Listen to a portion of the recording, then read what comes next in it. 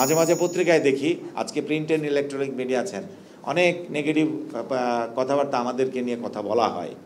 But এই যে invest করা হয়, এই ইনভেস্টের টাকাটা আসবে কোত্থেকে?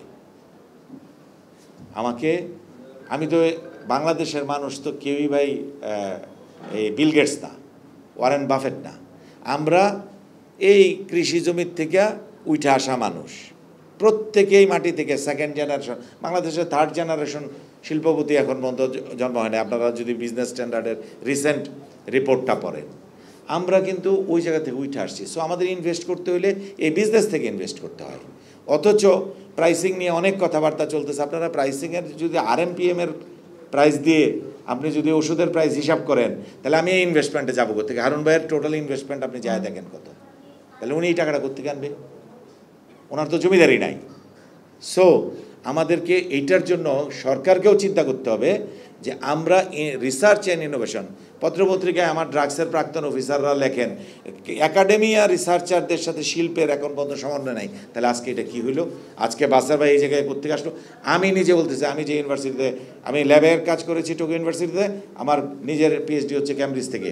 ওনাদের ওখানে যে রিসার্চগুলো হয়, ওনাদের এখানে যে পিএইচডিগুলো হয়, সমস্ত ইন্ডাস্ট্রি একাডেমিয়া, আমার ইউনিভার্সিটি থেকে আপনার DNA হেলিক্স হয়েছে, ইনসুলিন আবিষ্কার হয়েছে, একই ব্যক্তি 2টা নোবেল পুরস্কার পাইছে। কোত্থেকে আসছে?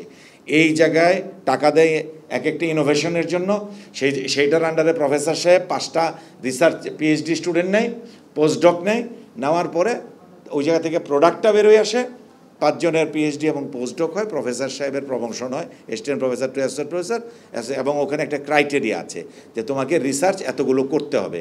আজকে দেখেন, আমার জানা মতে কাকনদার ভালো বলতে পারবেন, নেচার হচ্ছে সায়েন্টিফিক জার্নালের ভিতরে সর্বোচ্চ ইন্ডেক্সধারী journal. This was published in Nature. বলা হইতা আমার পড়ার সময়, নেচারে যদি এক কলামের একটা কারো লেখা থাকে, পৃথিবীর যে কোনো আন্তর্জাতিক জার্নাল, আন্তর্জাতিক সংস্থা তাকে চাকরি দেয়। বাংলাদেশের কয়জন রিসার্চারের এবং যারা বড় বড় কথা বলেন, ওনাদের দেখেন তো নেচার ওনারা হাতায় দেখছেন কিনা, সায়েন্স ওনারা হাতায় দেখছেন কিনা, ওনারা এই ধরনের পাবলিকেশন এই পত্রিকাগুলোতে, এই ইসেগুলোতে, সায়েন্টিফিক জার্নালে আসছে।